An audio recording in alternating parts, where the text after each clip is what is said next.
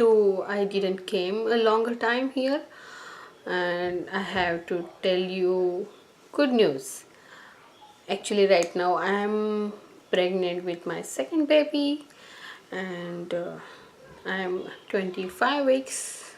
No, think 26 weeks pregnant, and that's why I'm so busy and a little bit nauseous last time. That's why I couldn't come online and make videos.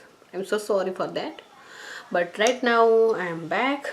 I have some time before baby comes, so I decided to do the makeup for you guys, and it's nice Diwali time, so I thought why not to do the Diwali makeup, and it's really easy, simple, and lightweight makeup.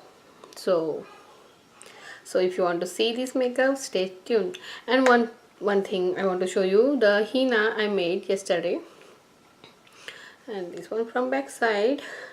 If you like it, just give me a thumbs up and give some comments underneath the video. If you want to see more henna designs, henna making videos, so stay tuned for this video. So I